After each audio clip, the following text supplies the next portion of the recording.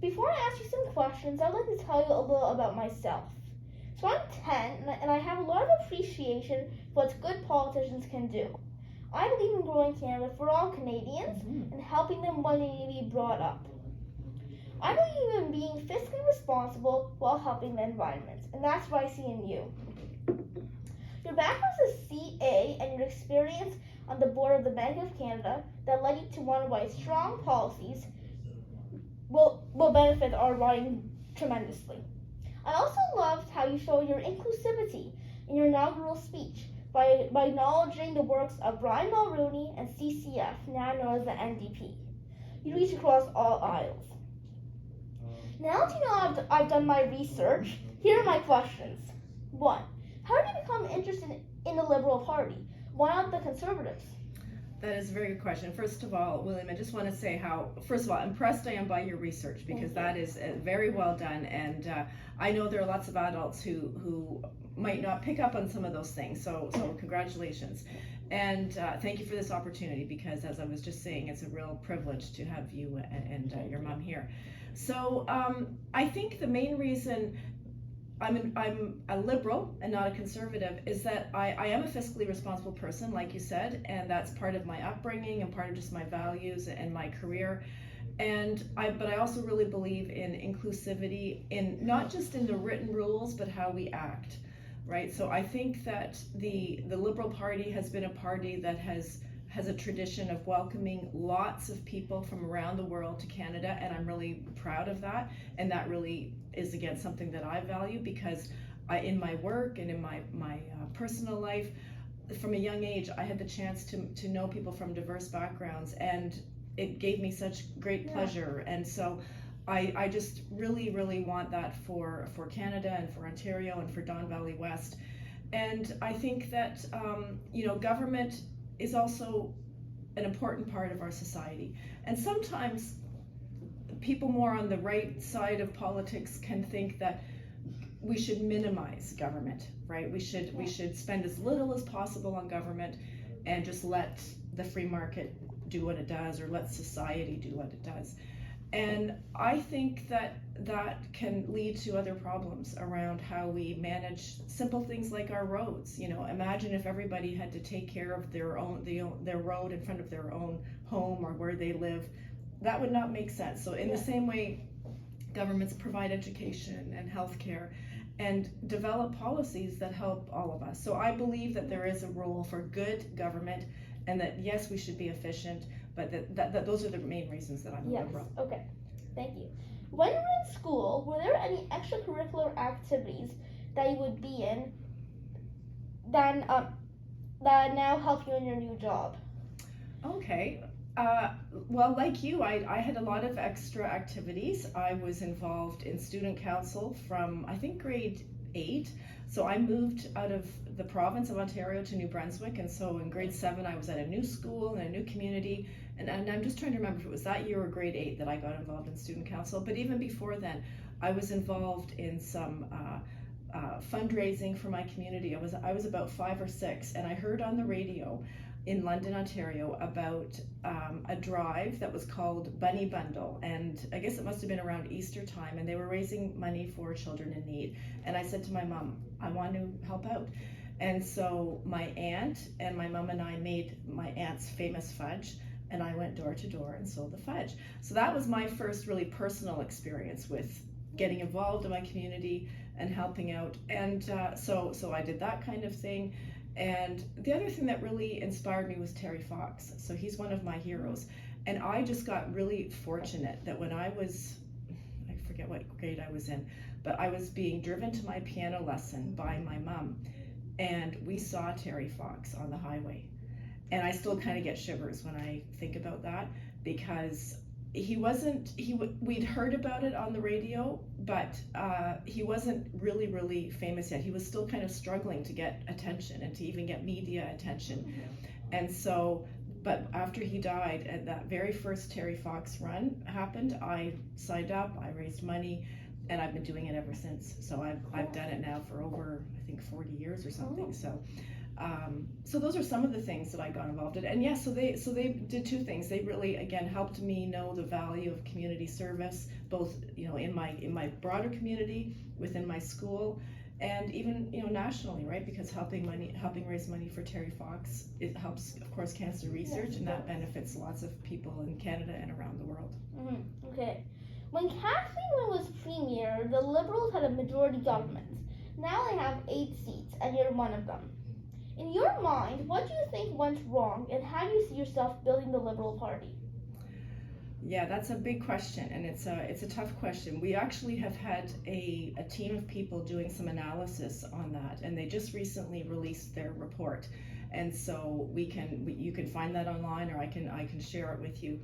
And so a couple of things that they concluded was that they weren't able to turn the leadership traits of Stephen Del Duca into something that was popular. So he didn't turn out to be a popular leader.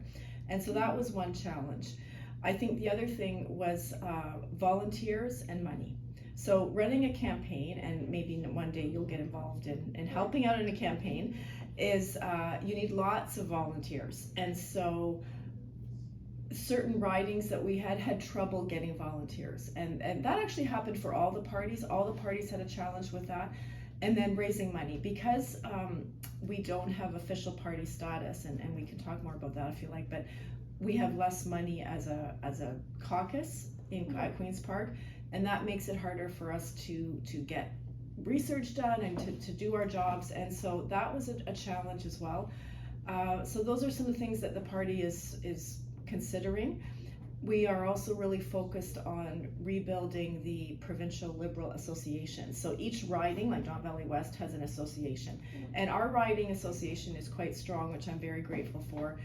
And others have really been weakened over time. And so we need to rebuild those. But one thing I will say about our last campaign, which I think a lot of people recognize, is that one really good thing that Stephen Del Duca set as a goal was to have 50% women candidates and diverse candidates, and he achieved that goal, and I'm really proud of that, and he's really proud of that, and that actually is reflected in our caucus, right? Even though we're only 8 people, we have 4 women, just, I'll say a bit by coincidence, but not really, right? I mean, by coincidence in the sense that those seats won, but not a coincidence because he set that as his goal to have 50% women, and diverse people in terms of their backgrounds and their ethnicities as well. Okay. Based on my previous question, do you think it will make sense for the Ontario Liberals and the Ontario NDP to merge and become one party? So so back to what we need to do to rebuild the party. I, as a person, am what one would call a moderate. I'm not an extremist on any front, right? I kind of think about the arguments on both sides, and often I end up in the middle. And that's just kind of my nature, and I feel that aligns well with the Liberal Party.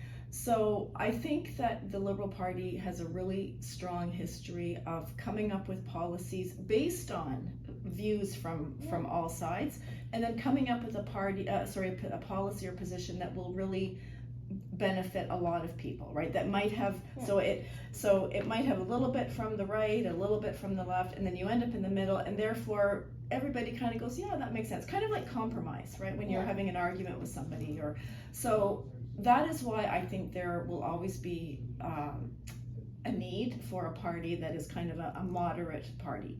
And so I don't see and I also don't think the NDP would be interested in merging, because they again have a different kind of values, and that's okay, that's good, right? We need people with different values, because that, again, I believe lets us come to a better solution.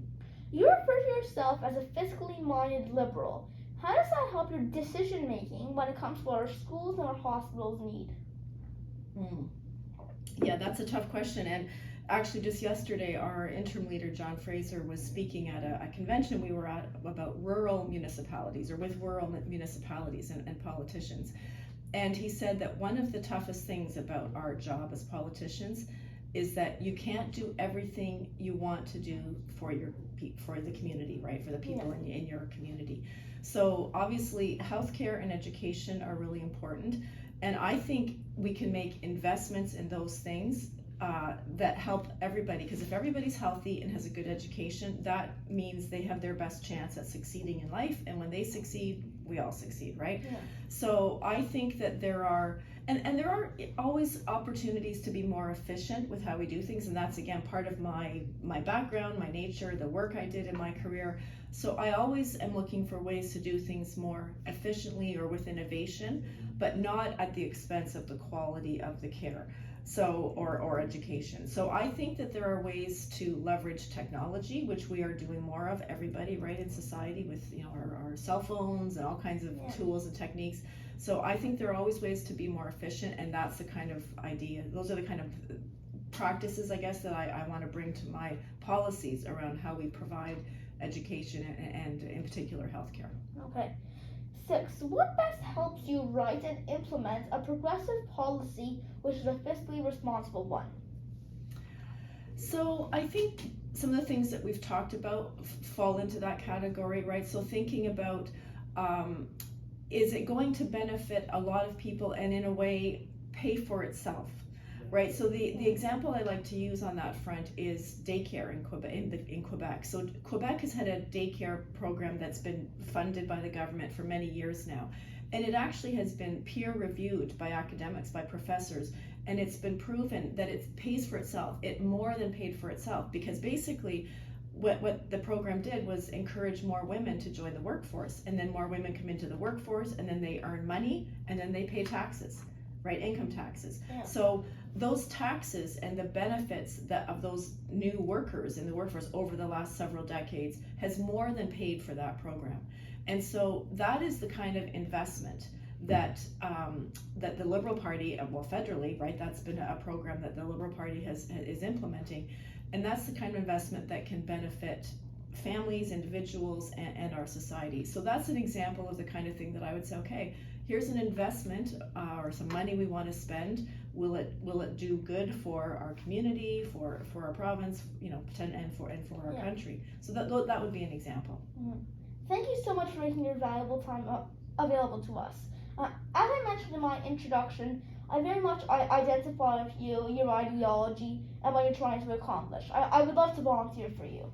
I would love that, William, and we will set something up as soon as we can. Thank you. Thank you so much. That was great.